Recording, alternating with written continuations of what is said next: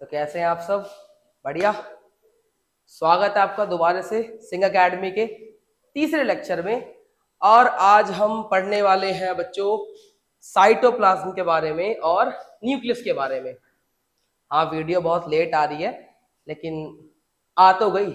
अब पढ़ लेते हैं, ठीक है। साइटोप्लाज्म के बारे में और न्यूक्लियस के बारे में बच्चों।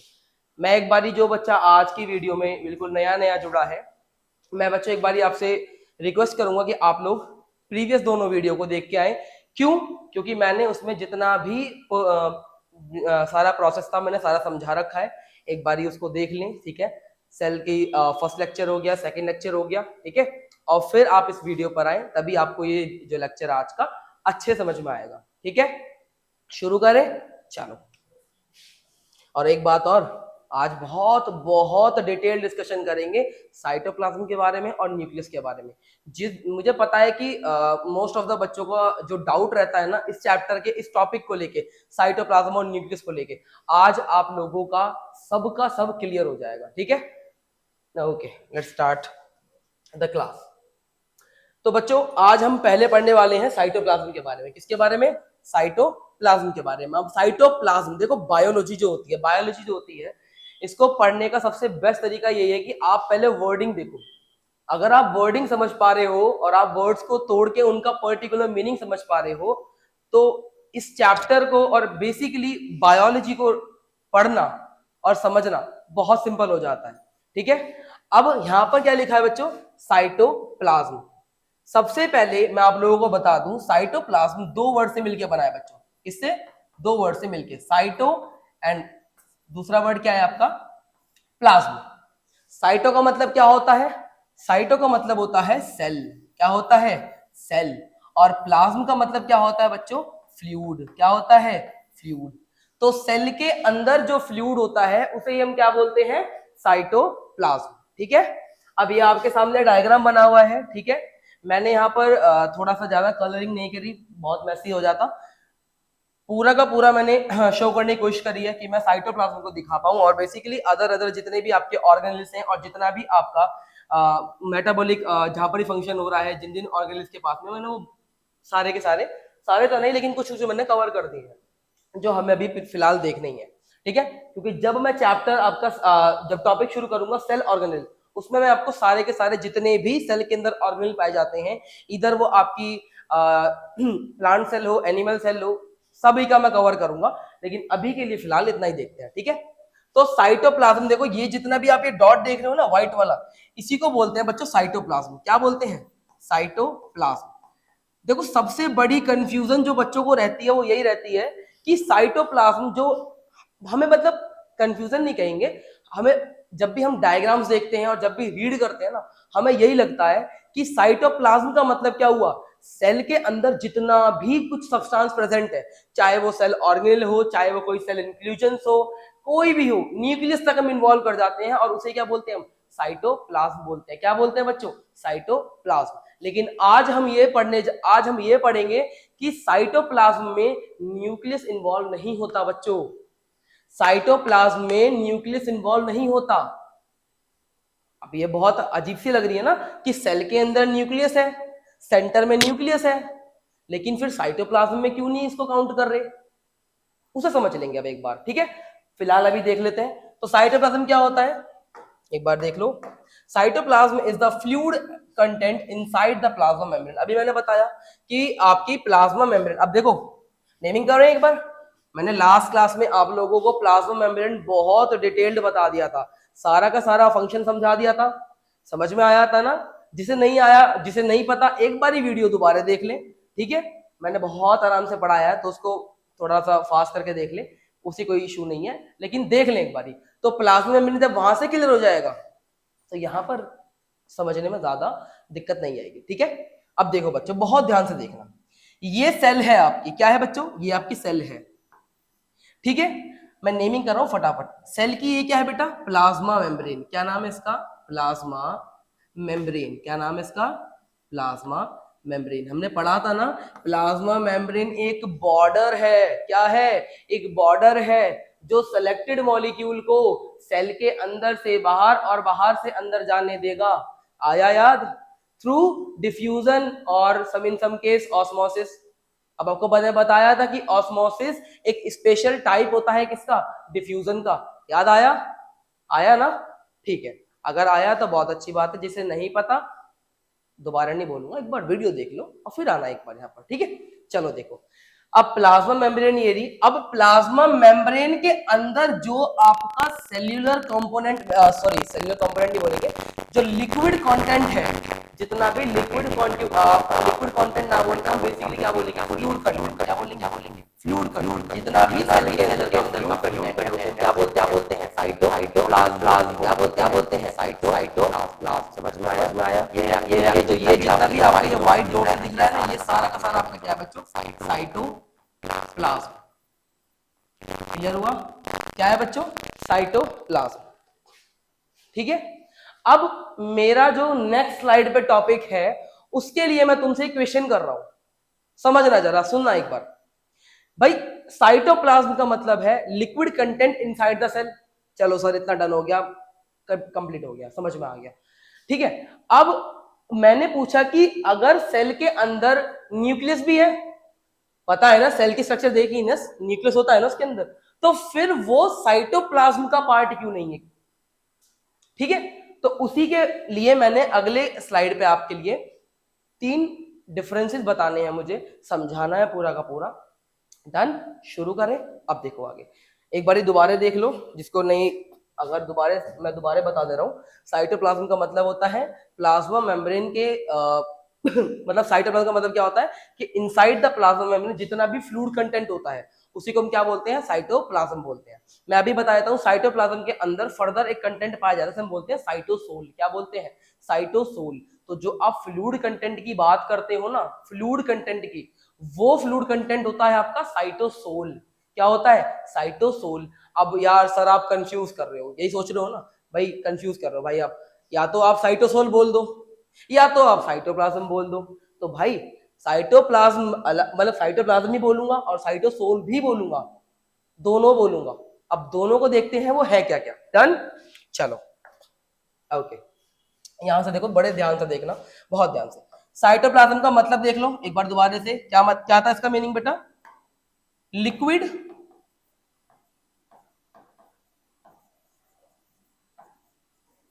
Content inside the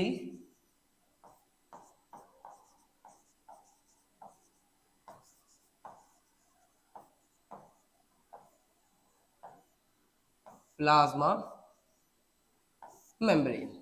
plasma membrane के इनसाइड में जितना भी लिक्विड कंटेंट है उसे हम क्या बोलते हैं, साइटोप्लाज्म बोलते हैं। अब आपके लिए एक वर्ड लिखा हुआ है साइटोसोल। क्या लिखा है बच्चों, साइटोसोल। अब साइटोसोल का मतलब क्या होता है, ठीक है, तो समझो। साइटोप्लाज्म जो है बच्चों, अब थोड़ी सी डेफिनेशन ठीक करेंगे। देखो, अगर तुमसे कोई बोले कि fluid content inside the plasma membrane, या सेल का जितना भी अंदर का फ्लूइड कंटेंट है उसे हम साइटोप्लाज्म बोलते हैं, तो करेक्ट है, साइटोप्लाज्म बोलते हैं। लेकिन उसे थोड़ा सा और डिफाइन करा जाए तो उसका मतलब क्या है वो देख लो। तो साइटोप्लाज्म बेटा दो चीज या बहुत सारी चीजों का होता है, लेकिन बेसिकली मैं 3 ही बता रहा हूँ यहाँ पर अभी फिलहाल। तो होती तो बहुत सारी हैं भाई, 7-8 चीजें ज्यादा ही होती है बल्कि, ठीक है। तो पहला साइटोप्लाज्म होता है बेटा साइटोसोल का। किसका होता है, साइटोसोल का। फिर कुछ इसमें प्रोटीन्स वगैरह होते हैं। क्या होते हैं, प्रोटीन्स वगैरह होते हैं। कुछ आपके फाइबर्स, या सिंपल बोले कुछ अमीनो एसिड्स वगैरह होते हैं। डन, और कुछ फैट्स वगैरह होते हैं, ठीक है। चलो, तो ये सारी चीजें हैं, मैं अभी समझो क्या है। और हाँ, एक बड़ी इंपॉर्टेंट चीज जो यहाँ पर हम लिखेंगे एक अलग पेन से, ठीक है। साइटोप्लाज्म के अंदर सेल ऑर्गेनेल्स भी होते हैं। क्या होते हैं, सेल ऑर्गेनेल्स भी होते हैं। तो देखो ध्यान से, साइटोप्लाज्म जो होता है वो, अभी इन तीनों चीजों को भूल जाओ क्योंकि ये तुम्हारे को नहीं पढ़नी, तुम लोगों को नहीं पढ़नी। तुम लोगों को सिर्फ ध्यान देना है साइटोसोल पे और आपके सेल ऑर्गेनेल्स पे, ठीक है। तो साइटोप्लाज्म, अब अगर कोई बोले कि क्या फ्लूइड कंटेंट इनसाइड द आपके सेल का, तो सही है बिल्कुल। लेकिन वो फ्लूइड कंटेंट का पर्टिकुलर नाम क्या है बच्चों, साइटोसोल। क्या नाम है, साइटोसोल। अब साइटोसोल के साथ में अदर सेल ऑर्गेनेल्स, देखो इन तीनों को मिला के ना हम बोल देते हैं सेल इंक्लूजन्स। क्या बोल देते हैं? Cell inclusions. क्या बोल देते हैं? Cell inclusions. तो बस तुम ये देख लो कि साइटोप्लाज्म, साइटोसोल, सेल इंक्लूजन्स और आपके सेल ऑर्गेनेल्स का मिलके बना हुआ होता है। ठीक है, तो अगर कोई पूछे आपसे कि साइटोप्लाज्म क्या होता है, तो वही definition, the fluid content inside the plasma membrane is called cytoplasm. But what is cytosol? The fluid content. Cytoplasm क्या, जो वाटरी कंटेंट है, लिक्विड कंटेंट, जो फ्लूइड कंटेंट है, वो साइटोसोल है। उसके अलावा जो बचते हैं सेल ऑर्गेनेल्स हो गए, जितने भी आपके माइटोकॉन्ड्रिया हो गया, गोल्गी अपैरेटस हो गया, लाइसोजाइम्स हो गए, ये जितने भी आपके सेल ऑर्गेनेल्स हैं, और अदर सेल इंक्लूजन्स जो हैं, जो अदर कुछ प्रोटीन्स पड़े हुए हैं, अमीनो एसिड्स हैं, कुछ फैट के मॉलिक्यूल्स पड़े हुए हैं, वो सब मिला के बनता है क्या आपका साइटोप्लाज्म। अब उन सब में से हटा दोगे, सारा कुछ हटा दोगे, सेल ऑर्गेनेल हटा दोगे, सारा का सारा सेल इंक्लूजन हटा दोगे, और फिर जो बच के आएगा उसे हम बोलते हैं क्या? साइटोसोल। क्या बोलते हैं बच्चों? साइटोसोल। अब साइटोसोल को देखोगे ना, इसकी थोड़ी सी जो कंसिस्टेंसी होती है ना, वो थोड़ी सी गाढ़ी गाढ़ी होती है। मतलब कहने का मतलब इसलिए कि थोड़ी सी ना जेली लाइक अपीयरेंस होती है। क्यों होती है? क्योंकि अभी हमने देखा कि यहाँ पर कुछ प्रोटीन्स पाए जाते हैं बच्चों। क्या पाए जाते हैं? प्रोटीन्स पाए जाते हैं। वो प्रोटीन्स की वजह से और कुछ आयंस वगैरह की वजह से इसकी जो कंसिस्टेंसी होती है वो थोड़ी जेली लाइक हो जाती है। कैसी हो जाती है बच्चों? जेली लाइक कंसिस्टेंसी हो जाती है, जेली लाइक। क्लियर? तो व्हाट इज साइटोप्लाज्म? क्लियर हो गया। साइटोसोल क्या होता है, और ये सारी चीजें जो मिला के पूरा क्या बनता है? साइटोप्लाज्म बनता है। ठीक है, तो साइटोप्लाज्म समझ में आया? डन। साइटोसोल समझ में आया? जिसको समझ में आया अपने हाथ खड़े करो, कमेंट में कर देना भाई। हाँ, वैसे नहीं कर सकते, लाइव क्लास नहीं है, लेकिन कमेंट में कर देना, बताना कि समझ में आया। ठीक है, और अब है हमारा फाइनल बारी किसकी? साइटोस्केलेटन की। तो देखो देखो बड़े ध्यान से देखो, ये जितना भी हमारा ये सारा का सारा क्या था? साइटोप्लाज्म। क्या था ये बच्चों? साइटोप्लाज्म। अब ये जो आपने ये पिंक कलर वाले कुछ थ्रेड्स लाइक स्ट्रक्चर देख रहे हो, इन्हें बोलते हैं हम बेटा प्रोटीन्स होते हैं। ये क्या होते हैं? कुछ प्रोटीन्स होते हैं। बेसिकली ये आपके माइक्रोट्यूब्यूल्स होते हैं। क्या होते हैं? Microtubules, microfilaments. अब ये क्या होते हैं? इन्हें सिंपल समझो, इन्हें सिंपल समझो, थोड़ी जगह देख लो, चलो इन मैं यहाँ दिखा रहा हूँ। इन्हें सिंपल समझो, ये फाइबर्स होते हैं। क्या होते हैं बच्चों? ये फाइबर्स होते हैं। क्या होते हैं? फाइबर्स। ठीक है, ये जो माइक्रोट्यूब्यूल और माइक्रोफिलामेंट है, ये कुछ प्रोटीन के मिलके बने होते हैं। अब इनका काम क्या है वो देख लो। तो सेल को स्ट्रक्चरल स्ट्रेंथ, अब देखो सेल के अंदर ऐसी कोई भी अदर चीज नहीं है जो सेल को स्ट्रक्चरल स्ट्रेंथ प्रोवाइड करे, उसको सपोर्ट करे, अंदर से नहीं है। तो एक ही जो है हमारे प्रोटीन फाइबर जो है माइक्रोट्यूब्यूल्स, माइक्रोफिलामेंट्स, ये क्या करते हैं? एक तो सेल की शेप को मेंटेन करके रखते हैं। अब कोई सेल क्यूबॉइडल शेप की है, कोई कॉलमनार शेप की है, कोई आपकी स्पिंडल शेप्ड है। इन सारी सेल का शेप, देखो आपको पता है ना भाई, आपने वो देखा होगा अपना क्या, नर्व सेल देखी है ना। अब उसकी वो बेसिकली पूरी स्ट्रक्चर जो बना के मेंटेन करके जो रखते हैं वो आपके कौन है? ये सारे प्रोटीन्स है, जिन्हें माइक्रोट्यूब्यूल्स और माइक्रोफिलामेंट्स बेटा। समझ में आया इतना? क्लियर है? तो साइटोप्लाज्म क्या होता है? Liquid content inside the plasma membrane. Cytosol क्या होता है? यही जो देखो, साइटोप्लाज्म को अब हम थोड़ा सा अलग डिफाइन करेंगे। क्या कहेंगे? Liquid content plus, liquid content plus cell organelles, और साथ में सेल इंक्लूजन्स। इन तीनों चीज को अब इस इंक्लूजन में तो बताएं, प्रोटीन्स आ गए, कुछ आयन मॉलिक्यूल्स आ गए, कुछ फैट के मॉलिक्यूल्स आ गए, है ना, कुछ अमीनो एसिड्स आ गए। ये सब चीजें, ये सारी भी किसके अंदर होती हैं? उस फ्लूइड के अंदर होती हैं। उस फ्लूइड का नाम क्या है? उस लिक्विड कंटेंट का नाम क्या है? साइटोसोल। साइटोसोल को साथ में, साइटोसोल के साथ में सेल ऑर्गेनेल्स और ये सेल इंक्लूजन को मिला के हम क्या बोलते हैं? साइटोप्लाज्म बोलते हैं। क्या बोलते हैं? साइटोप्लाज्म। तो न्यूक्लियस जो होता है, इसको छोड़ के जितना भी ये सारा दिख रहा है तुम्हें, ये सारा क्या है? साइटोप्लाज्म है। क्या है बच्चों? साइटोप्लाज्म है। अब मैं देखो साइटोप्लाज्म को डिफाइन करना चाहूँ तो साइटोप्लाज्म फर्दर दो सब्सटेंस में डिवाइड होता है, दो लेयर में डिवाइड होता है, एंडोप्लाज्म, एक्टोप्लाज्म। बट ये आपके सिलेबस का नहीं है तो हम लोग इसे इतना इतना डिटेल में नहीं पढ़ेंगे।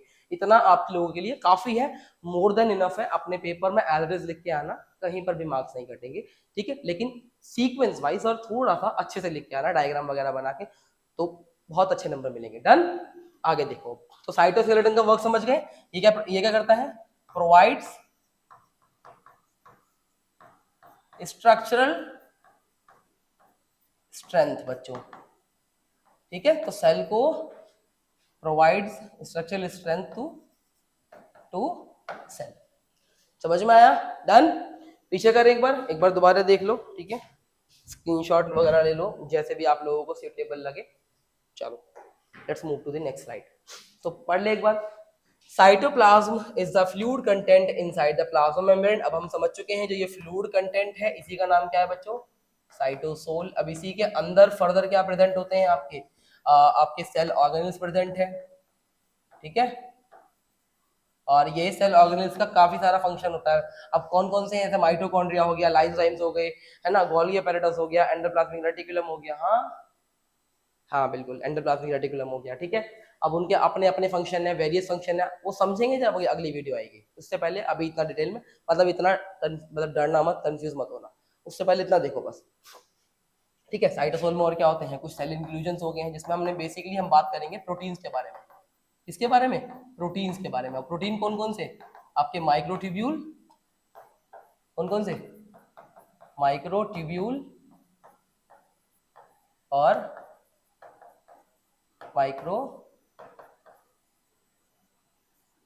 फिलामेंट्स। ये क्या करते हैं, ये साइटोस्केलेटन फॉर्म करते हैं। ये क्या, ये दोनों मिलके क्या फॉर्म करते हैं, साइटोस्केलेटन। देखो स्केलेटन का काम ही क्या है, एक तरह से हमारे को स्ट्रेंथ प्रोवाइड करना, रिजिडिटी तो नहीं कहेंगे, लेकिन एक हमारी बॉडी पॉस्चर में है ना, स्ट्रक्चर्ड है ना, ठीक है। हमें हमारे को स्ट्रक्चरल स्ट्रेंथ प्रोवाइड करना, ये सारे काम सेल के अंदर कौन कर रहा है, ये दोनों प्रोटीन्स कर रहे हैं, ठीक है। तो सेल की शेप मेंटेन करके रखते हैं ये, ठीक है। अब अगला देखो, it also contain many specialised cell organelles, ठीक है। अब आपको पता है सेल ऑर्गेनेल्स कई सारे हैं, माइटोकॉन्ड्रिया हो गया, लाइसोजाइम्स हो गए, गोल्गी एपेरेटस हो गया, क्लियर, ओके। अब each of this organelles perform a specific function for the cell. Done. Screenshot ले लो, ओके। देखो साइटोसोल पता है, अब देख लिया, जो वाटरी कंटेंट होता है, ठीक है, जिसके पास में कई तरह के आयंस होते हैं, स्मॉल मॉलिक्यूल्स होते हैं, मैक्रो मॉलिक्यूल्स होते हैं, ठीक है। इसकी जो कंसिस्टेंसी होती है वो आपका मतलब होता तो मोस्टली वाटर ही है, लेकिन सेमी सॉलिड होती है या फिर जेली लाइक कंसिस्टेंसी होती है। क्यों होती है, क्योंकि इसके अंदर कुछ प्रोटीन्स सस्पेंडेड होते हैं, बेसिकली प्रोटीन्स प्रेजेंट होते हैं। क्या होते हैं, प्रोटीन्स प्रेजेंट होते हैं, इसलिए इसकी जो कंसिस्टेंसी होती है वो थोड़ी सी कैसी होती है, जेली लाइक होती है। मैंने दिखा दिया आप लोगों को पीछे। Done, okay. यहाँ देख लो, तो ये लोग देख रहे हो, देखो ये पूरा साइटोसोल है अंदर, ठीक है। यहाँ कुछ सेल ऑर्गेनेल्स होंगे, ठीक है। और उन सेल आपके साइटोसोल के अंदर फर्दर कौन कौन प्रेजेंट है, माइक्रोफिलामेंट हो गया, ठीक है, इंटरमीडिएट फिलामेंट्स हो गए, एक मिनट, इंटरमीडिएट फिलामेंट्स हो गए, ठीक है, माइक्रोट्यूब्यूल हो गए।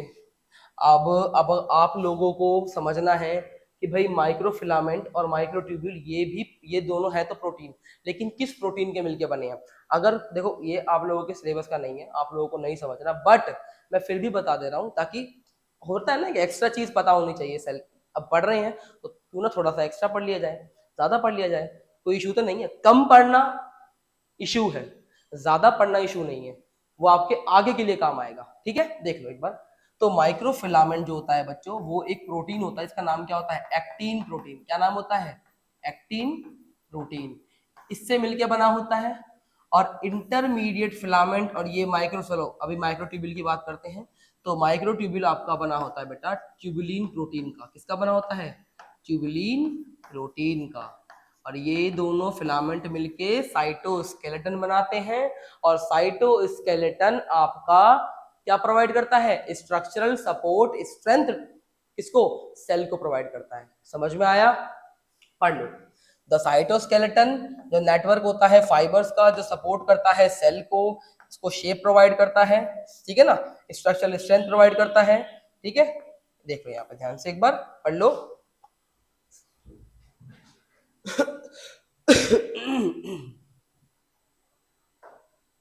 अच्छा चलो चलो भाई, तो साइटोप्लाज्म समझ में आ गया। कोई पूछे आपसे कि साइटोप्लाज्म का फंक्शन वगैरह क्या है, तो भाई जितना भी मेटाबॉलिक एक्टिविटीज हो रही हैं सेल के अंदर, वो सारी की सारी कहाँ हो रही हैं, साइटोप्लाज्म के अंदर हो रही हैं। साइटोप्लाज्म में बेसिकली कहाँ पर हो रही है, मेन सेल ऑर्गेनल सारी मेटाबॉलिक एक्टिविटीज कर रहे हैं। वो जो फर्दर आपके मॉलिक्यूल्स बना रहे हैं वो कहाँ पर आ रहे हैं, साइटोप्लाज्म में आ रहे हैं। और वो साइटोप्लाज्म में बेसिकली कहाँ पर आ रहे हैं, साइटोसोल में आ रहे हैं बेटा। कहाँ पे आ रहे हैं, साइटोसोल में। तो जितना भी आपका मेटाबॉलिक पाथवे होता है उसको एक तरह से प्लेटफॉर्म प्रोवाइड करता है कौन, साइटोसोल। उनको प्लेटफॉर्म प्रोवाइड करता है। जितने भी आपके अदर सेल ऑर्गेनल्स होते हैं तो अपना वही अपनी जितने भी मेटाबॉलिक फंक्शंस करेंगे, कुछ मॉलिक्यूल्स वगैरह बनाएंगे जो सेल को, सेल की ग्रोथ वगैरह के लिए, ठीक है ना, और इन सब के लिए जरूरी है। एक चीज और मैं बहुत बड़ी अच्छी और थोड़ी सी समझने वाली ये है कि लिविंग सेल का जो साइटोप्लाज्म होता है वो ऑलवेज मूविंग होता है, हमेशा मूव करता रहता है। इसी वो उसका रीजन ये है कि भाई जब आपका कोई भी मेटाबॉलिक फंक्शन हुआ उससे कोई भी प्रोडक्ट जो बनता है उस प्रोडक्ट को अदर सेल के पास ले जाना होता है। वो अगर अगर आपका वो खुद के पास पैर तो है नहीं, पैर तो है नहीं जो खुद चल के चला जाए, क्योंकि वो साइटोप्लाज्म जो कंटिन्यूअसली मूव करता रहता है, तो इस वजह से क्या होता है, वो जो मॉलिक्यूल्स होते हैं वो आपके सेल ऑर्गेनल से उनके थ्रू ट्रांसफर होते रहते हैं एक दूसरे के पास में। इतना बस समझना है, ठीक है। तो लिख देते हैं यहाँ पे, एक बार मैं लाइन लिख दे रहा हूँ यहाँ पे कि लिविंग साइटोप्लाज्म जो होता है बच्चों, living cytoplasm is always in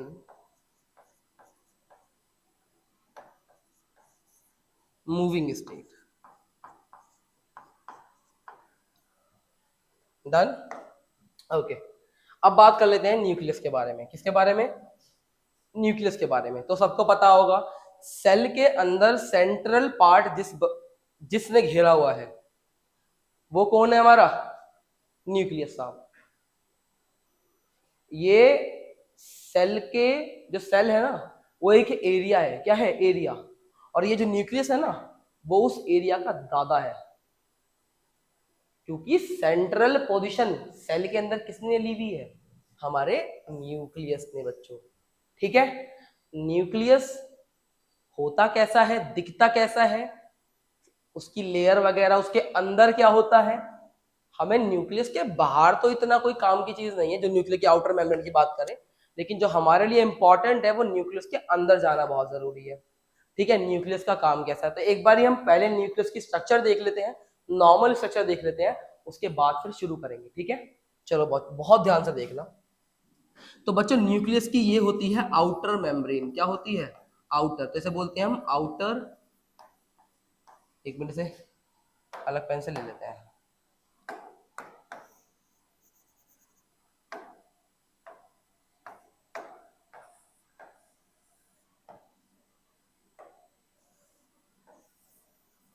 चलो देखो, तो ये जो है इसे बोलते हैं आउटर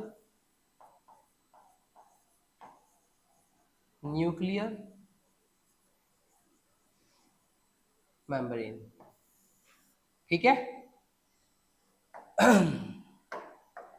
और जो ये अंदर वाली जो दिख रही है ना ये पोर्शन, देखो ये वाला ये वाला, चलो ये यहाँ रहने दो, यहाँ दिखा दे रहा हूँ। इसे बोलते हैं हम इनर न्यूक्लियर न्यूक्लियर मेम्ब्रेन। ये क्या है, इनर न्यूक्लियर मेम्ब्रेन। डन।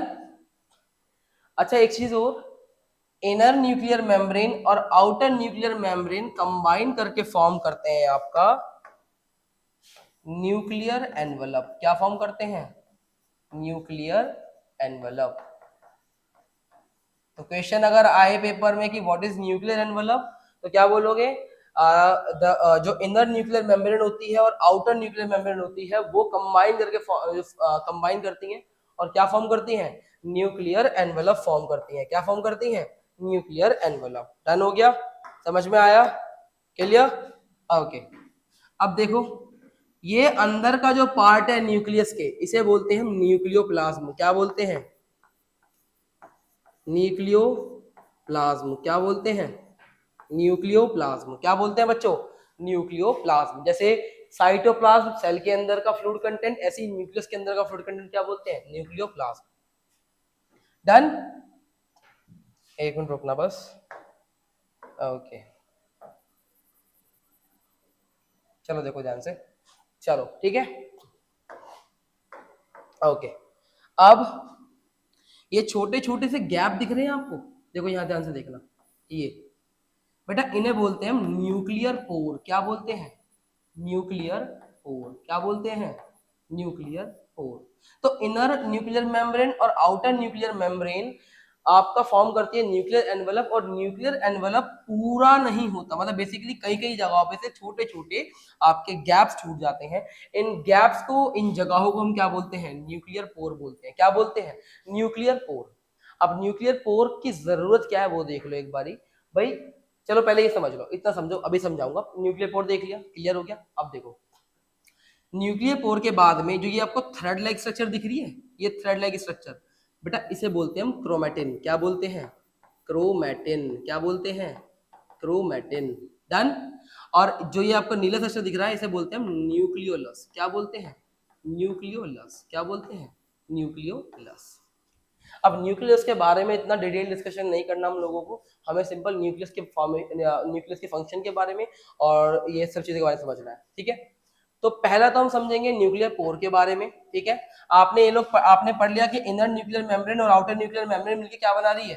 आपका न्यूक्लियर एनवेलप बना रही है, ठीक है। अब आपको रीड करना है न्यूक्लियर पोर के बारे में और क्रोमैटिन के बारे में, ठीक है।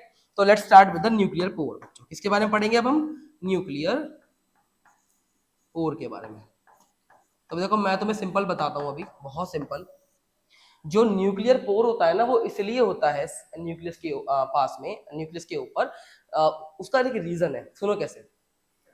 जो आप ये क्रोमैटिन वगैरह देख रहे हो, ये क्रोमैटिन जो होता है ना, ये डीएनए का बना होता है बेटा। किसका बना होता है? डीएनए का। अब डीएनए क्या होता है अभी देख लेंगे आगे, बस अब इतना समझो कि डीएनए ना, डीएनए का बना होता है, और डीएनए प्रोसेस करता है, इसे हम बोलते हैं रेप्लिकेशन।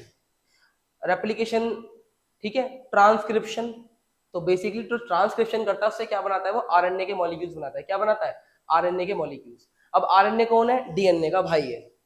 डीएनए दो स्ट्रैंड का होता है, देखा है ना, वो सांप ऐसे आपस में घूमते रहते हैं, ये इस तरह की स्ट्रक्चर जो होती है वो डीएनए है। और अगर आपको देखो, अब आरएनए जो है आपका सिंगल स्ट्रैंड भी हो सकता है, डबल भी हो सकता है, लेकिन अभी ये समझो कि भाई जो डीएनए है और आरएनए दोनों भाई भाई हैं। डीएनए अपने भाई को बनाता है, आरएनए को बनाता है। अब वो आरएनए कहाँ बनते हैं? न्यूक्लियस के अंदर बनते हैं। अभी फिलहाल ये समझ लें कि न्यूक्लियस के अंदर आरएनए बन रहे हैं। अब आरएनए जो है वो आरएनए सेल, देखो ये न्यूक्लियस है और ये बाहर सारा का सारा साइटोप्लाज्म है। तो न्यूक्लियस के अंदर से पूरा का पूरा जो आरएनए बना है वो बाहर जाना चाहिए, लेकिन बाहर जाने के लिए अगर सपोज करो ये गैप ना होते, ये न्यूक्लियर पोर ना होते, तो वो कहां से जाता? तो न्यूक्लियर पोर होते हैं ताकि इनसाइड, जो न्यूक्लियस के इनसाइड में, न्यूक्लियस के, यहां लिख दे रहा हूं मैं, सिंपल हिंदी में लिख दे रहा हूं मैं, कोई इतना कोई इशू नहीं है, कि जो न्यूक्लियस के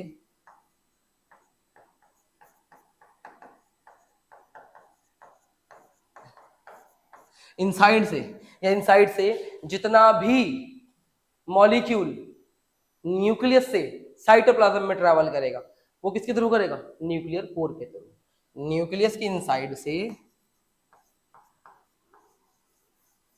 मॉलिक्यूल्स का मूवमेंट इन साइटोप्लाज्म। समझ में आया? क्लियर?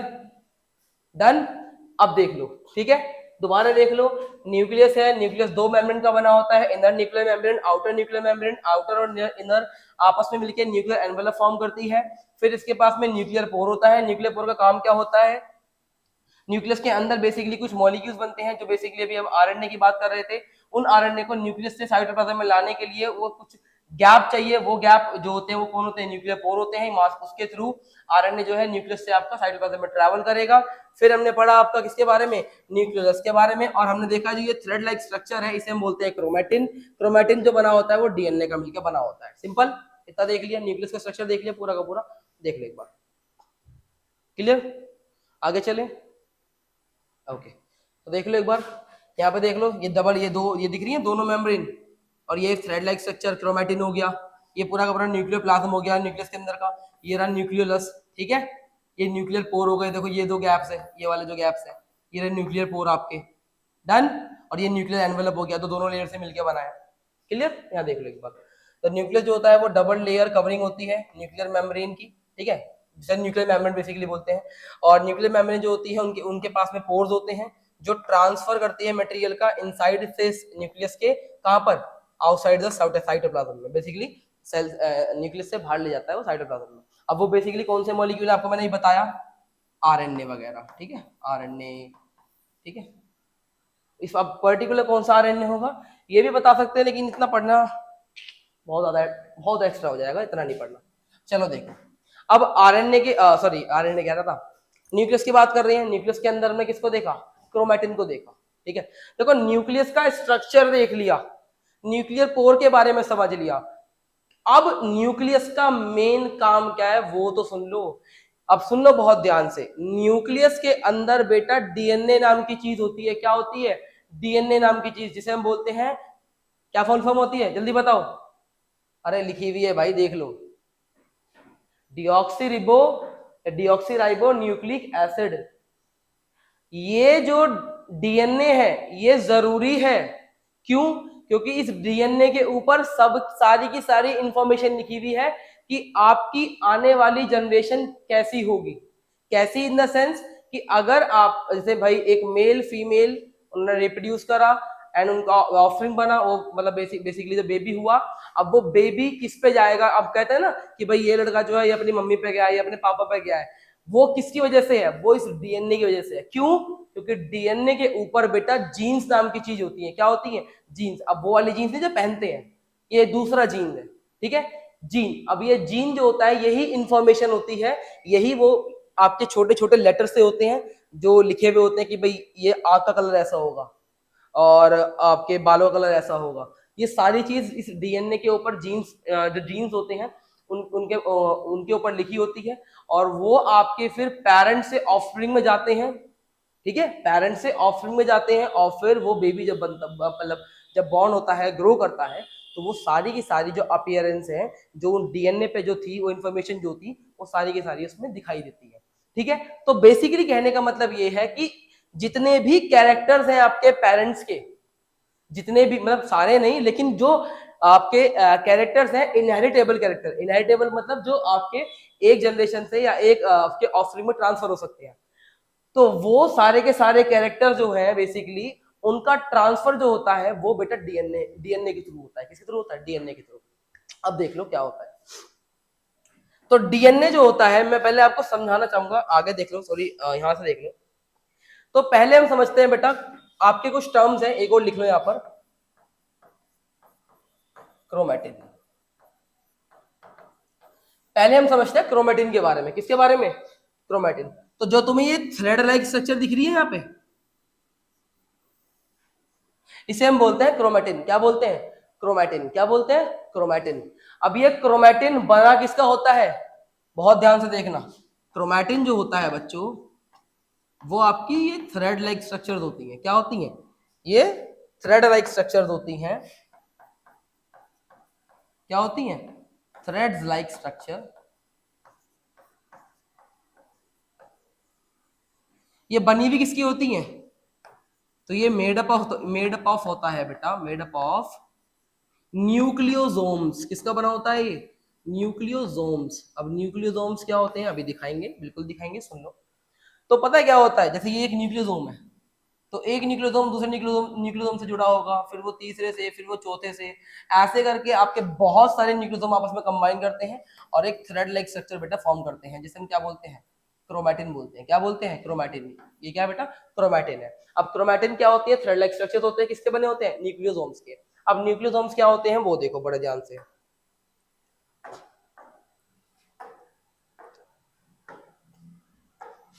ओके। तो यहाँ, अच्छा यहीं देख लो एक बार, इधर देख लो,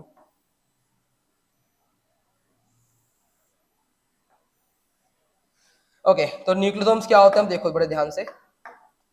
तो असल में क्या होता है बेटा, जो ये डीएनए होता है ना, ये डीएनए जो है, देखो मैं डीएनए बना रहा हूँ पहले भी। ये जो डीएनए है, ये डीएनए ना एक आपका प्रोटीन होता है जिसे हम बोलते हैं हिस्टोन प्रोटीन। ये जो डीएनए है, अब हम एक बात करें प्रोटीन के बारे में। किसके बारे में बात करें? प्रोटीन के। तो जो एक प्रोटीन होता है बेटा, क्या होता है? प्रोटीन। इसे बोलते हैं हिस्टोन प्रोटीन। क्या बोलते हैं बेटा? इसका नाम क्या है? Histone protein. अब ये जो हिस्टोन प्रोटीन होता है ना, ये क्या करता है, ये डीएनए ना इसके ऊपर बाइंड हो जाता है। क्या हो जाता है? बाइंड हो जाता है। ये आपका जैसे ये हिस्टोन है और हिस्टोन के ऊपर आपका ये डीएनए जो है बाइंड हो जाता है। अब डीएनए ये आपका हिस्टोन प्रोटीन के ऊपर बाइंड होकर स्ट्रक्चर फॉर्म करते हैं, हम क्या बोलते हैं? न्यूक्लियोसोम बोलते हैं। क्या बोलते हैं? न्यूक्लियोसोम। अब समझ में आया? तो न्यूक्लियोसोम क्या होता है? न्यूक्लियोसोम और कुछ नहीं होता, न्यूक्लियोसोम डीएनए प्लस में हिस्टोन प्रोटीन होते हैं। ठीक है, अब वो डीएनए जो है वो हिस्टोन प्रोटीन के ऊपर मतलब बाइंड करता है और क्या फॉर्म करता है? न्यूक्लियोसोम। अब बहुत सारे न्यूक्लियोसोम आपस में कंबाइन करते हैं और क्या फॉर्म करते हैं? क्या फॉर्म करते हैं? क्रोमैटिन फॉर्म करते हैं। क्या फॉर्म करते हैं? क्रोमैटिन। अब लेकिन एक चीज देखो, डीएनए से हमने क्रोमैटिन तो बना दिया, लेकिन क्रोमैटिन के साथ में ये एक स्ट्रक्चर बनी हुई है भाई, ये क्या है? तो बच्चों इसे बोलते हैं हम क्रोमोसोम। क्या बोलते हैं? क्रोमोसोम। तो ये रोड लाइक स्ट्रक्चर्स होती हैं। ठीक है, रोड लाइक स्ट्रक्चर्स होती हैं। अब ये किसकी मिलके बनी होती हैं? तो दोबारा देखो, डीएनए प्रोटीन आपके आपस में बाइंड करे, उन प्रोटीन डीएनए आपस में बाइंड करे, क्या बना? न्यूक्लियोसोम से क्या बना? न्यूक्लियोसोम से क्या बना? जल्दी बताओ। न्यूक्लियोसोम से क्या बने? क्रोमैटिन बना। क्या बना? क्रोमैटिन। अब क्रोमैटिन फर्दर देखो, अभी अगर हम बात करें तो ये नॉर्मल क्रोमैटिन की फाइबर मतलब नॉर्मल क्रोमैटिन होगी, नॉर्मल थ्रेड्स हो गई। अब ये थ्रेड जो है ये आपस में और ज्यादा कंडेंस हो जाती है, एक दूसरे के और ज्यादा क्लोज आ जाती है, बहुत ज्यादा क्लोज आ जाती है, आपस में और ज्यादा बाइंड हो जाती है, टाइटली बाइंड हो जाती है। उस टाइटली बाइंड करने की वजह से बेटा आपका कौन से स्ट्रक्चर बन जाती है? क्रोमोसोम बनते हैं। क्या बनते हैं? क्रोमोसोम। अब क्वेश्चन ये आता है कि जब सेल डिवाइड करती है, आपको पता है ना कि भाई एक सेल जो है वो डिवाइड करती है, दो सेल में ऐसे फर्दर वो डिवाइड करेगी, तभी तो ग्रोथ होगी। सेल ग्रोथ का मतलब ही क्या है? सेल का डिवाइड करना। देखो जब अब क्वेश्चन ये होता है कि न्यूक्लियस के अंदर प्रेजेंट कौन है? डीएनए प्रेजेंट है, क्रोमैटिन प्रेजेंट है, या क्रोमोसोम? तो देखो बेटा, असल में क्रोमैटिन बना किसका है? डीएनए का ही बना हुआ है। डन। तो हम पूछ रहे हैं अब ये कि न्यूक्लियस के अंदर क्रोमोसोम प्रेजेंट है या क्रोमैटिन प्रेजेंट है? क्वेश्चन ये है। क्वेश्चन क्या है?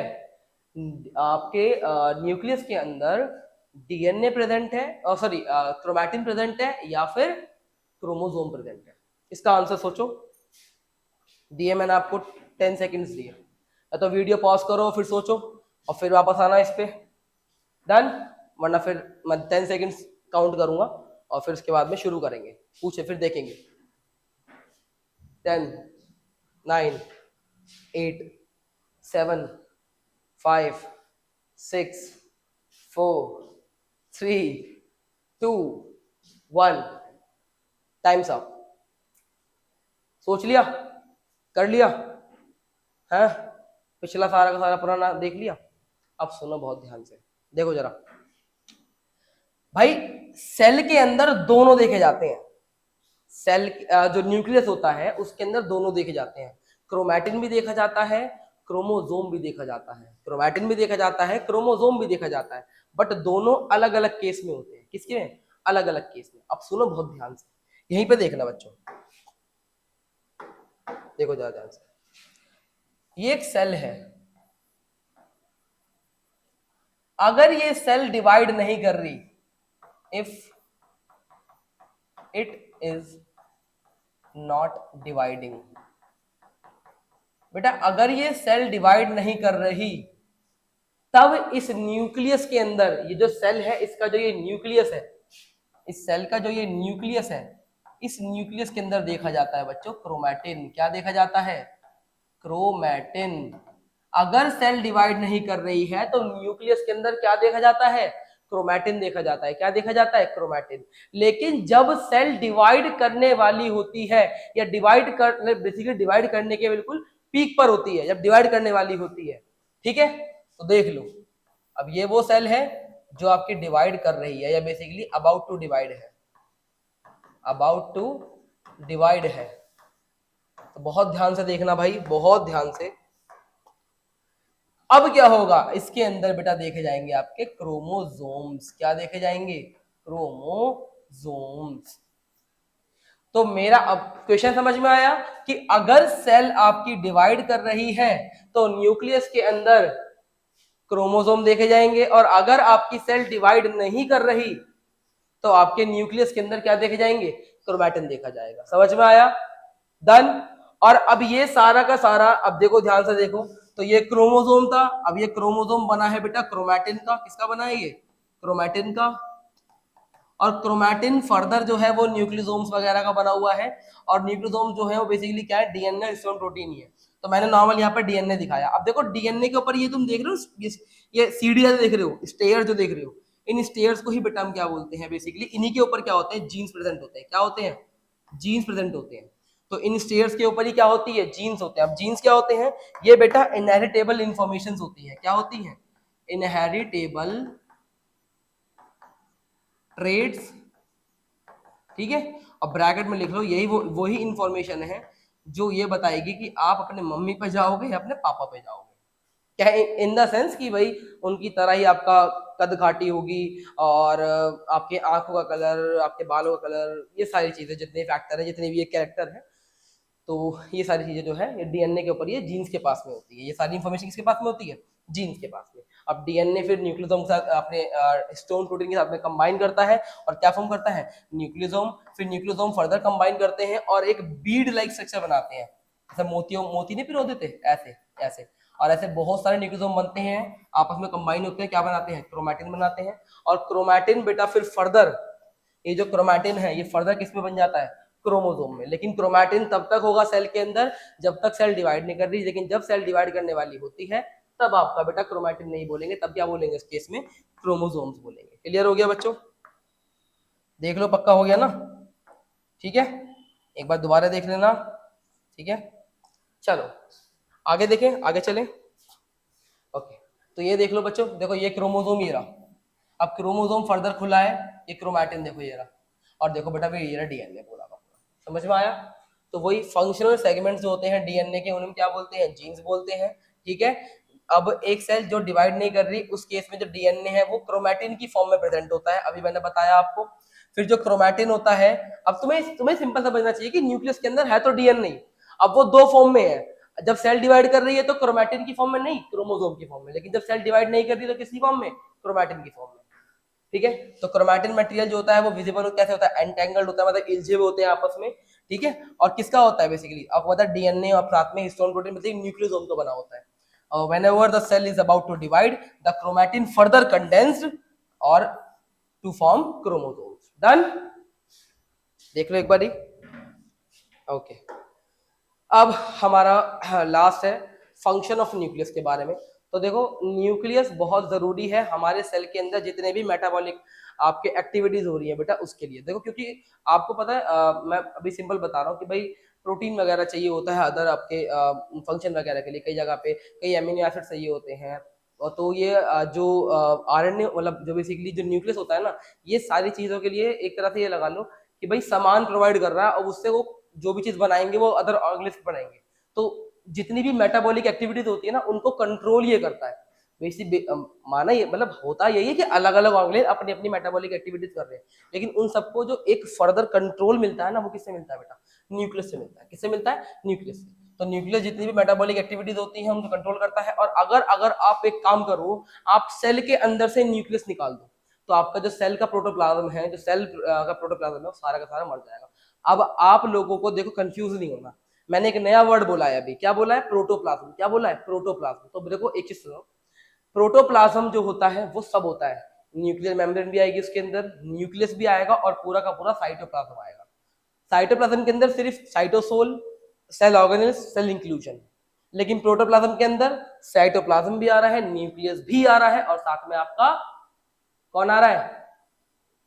न्यूक्लियर मेम्ब्रेन भी। Done, simple. तो प्रोटोप्लाज्म जो होगा वो अल्टीमेटली क्या हो जाएगा बेटा? ड्राई हो जाएगा और मर जाएगा, क्योंकि लिविंग होता है। It regulates the cell cycle. Cell cycle तो पता है ना भाई, होता है क्या है भाई, यहाँ पर सेल है, ये सेल जो है फर्दर डिवाइड करेगी, तो आपको पता है ना भाई, न्यूक्लियस के अंदर डीएनए है, वो अब डीएनए वो इन यही सेम डीएनए इन दोनों सेल में भी जाएगा ना, इन दोनों सेल में जाएगा। तो इसको ये इसे बोलते हैं बेटा सेल साइकिल होता है बेटा। एक तरह से ये लगा लो यहीं पे बहुत सी चीजें होती हैं, अब इतना डिटेल में नहीं जाना। ये लोग आप 11th क्लास में जब आओगे, 11th में बेसिकली 11th क्लास में जब आओगे तब आप चैप्टर पढ़ोगे, एक सेल डिवीजन चैप्टर है उसमें पढ़ोगे, आप बहुत अच्छे से पढ़ोगे, पूरा डिटेल डिस्कशन दे रखा है, बहुत सारे फेजेस होते हैं इसके बीच में भी। सेल डिवीजन फर्दर दो टाइप का होता है, माइटोसिस और मियोसिस, वो पढ़ेंगे हम इस क्लास के मतलब इस चैप्टर के अंदर, बट वो डिटेल डिस्कशन पूरा का पूरा 11th क्लास में। तो इसलिए अभी ध्यान से इतना मत डरना, इससे नॉर्मल रखना, ठीक है। और हेरिडेटरी ट्रेड्स, अभी मैंने बताया पीछे, हेरिटेबल ट्रेड्स जो होती हैं वो पेरेंट से ऑफस्प्रिंग पे कौन ट्रांसफर करता है?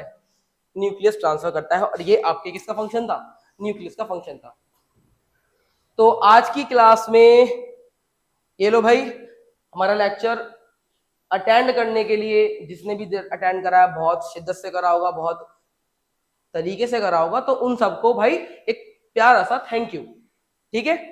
आज की क्लास में हम लोगों ने साइटोप्लाज्म कवर करा, अच्छे से अच्छे अच्छे डायग्राम्स देखे, पूरी डेफिनेशन देखी, और आपको अब क्लियर हो गया होगा कि साइटोप्लाज्म क्या होता है, साइटोसोल क्या होता है, और आपका साइटोस्केलेटन क्या होता है, ठीक है। डन। फिर न्यूक्लियस समझ गए होंगे, न्यूक्लियर पोर के बारे में समझ गए होंगे, न्यूक्लियर एनवेलप किसका बना होता है समझ गए, क्रोमैटिन, क्रोमोसोम, डीएनए, न्यूक्लियोसोम, ये सारी चीजें क्या होती हैं, ये सारी आपको आज की क्लास में अच्छे समझ में आ गई होंगी। तो जिस बच्चे को नहीं समझ में आई है, एक बारी लेक्चर को रिवाइंड करके दोबारा देख ले, ठीक है। मैं एक बारी दोबारा पीडीएफ चला दे रहा हूँ बच्चों, जल्दी जल्दी फटाफट एक बार देख लो, ठीक है, देख लो। तो जल्द जिसने भी इसका स्क्रीनशॉट वगैरह नहीं लिए हैं ले लो, ये आपका साइटोप्लाज्म के बारे में था, ठीक है। फिर ये साइटोप्लाज्म, साइटोस्केलेटन, साइटोसोल के डिफरेंस से, और फिर बेटा ये आपका साइटोप्लाज्म के बारे में, ये साइटोसोल के बारे में, और ये फिर साइटोस्केलेटन के बारे में, और फिर ये आपका आ गया न्यूक्लियस के बारे में, न्यूक्लियस का स्ट्रक्चर दिखा दिया पूरा का पूरा, ठीक है। फिर न्यूक्लियस के बारे में थोड़ी आपकी डेफिनेशन वगैरह जो भी लाइंस वगैरह थी वो आपने पढ़ ली, ठीक है। और ये देख लिया क्रोमोसोम वगैरह कैसा होता है, सारा सारा देख लिया, ठीक है। ये आपने देखा अभी देख लिया होगा भाई, क्रोमोसोम जो होते हैं वो रोड शेप्ड होते हैं, अभी मैंने बताया, ठीक है। और ये कब होंगे? जब सेल डिवाइड करने वाली होगी तभी देखे जाएंगे सेल के न्यूक्लियस के अंदर, ठीक है। इनके पास में क्या होता है? इंफॉर्मेशन होती है जो इनहेरिट होती है, कैरेक्टर्स पेरेंट्स से किस में जाते हैं? नेक्स्ट जनरेशन में या बेबी में, in the form of DNA, ठीक है, ठीक है। और वो जाते किसके थ्रू? न्यूक्लियस के थ्रू। यहाँ देख लो अब एक बार अलग ये रहा आपका क्रोमोसोम, डीएनए और क्रोमैटिन के बीच में का डिफरेंस, ठीक है। और ये फर्दर थोड़ी सी इसके बारे में आपके स्टेटमेंट वगैरह, एंड देन आपका ये final function of nucleus, and here we are with यार, here we are with a good and a great thank you, ठीक है। तो भाई पढ़ाई कर लो, पेपर आने वाले हैं, तो जल्दी जल्दी से लेक्चर कंप्लीट कर लो। ज्यादा माना कि थोड़े से बड़े लेक्चर है, लेकिन पूरा का पूरा डिटेल डिस्कशन हो चुका है। तो इसके मतलब मैं ये नहीं कहूंगा, लेकिन हाँ बहुत सारा पेपर जो भी आपका बनेगा इस चैप्टर में से, वो सारा का सारा मैंने पूरा कोशिश करा है कवर करने का, ठीक है। पूरा देख लेना एक बारी, और ठीक है। अब अगली क्लास में हम सेल ऑर्गेनल शुरू करेंगे, माइटोकॉन्ड्रिया पढ़ेंगे, लाइसोजाइम पढ़ेंगे, प्लास्टिड वगैरह पढ़ेंगे, आपका गोल्गी अपैरेटस वगैरह पढ़ेंगे, एंडोप्लाज्मिक रेटिकुलम पढ़ेंगे, ये सारी चीजें डिस्कस करेंगे। तब तक के लिए भाई बाय, और पढ़ाई करो बढ़िया से, ठीक है। चलते हैं, मिलते हैं अगले लेक्चर में, बाय।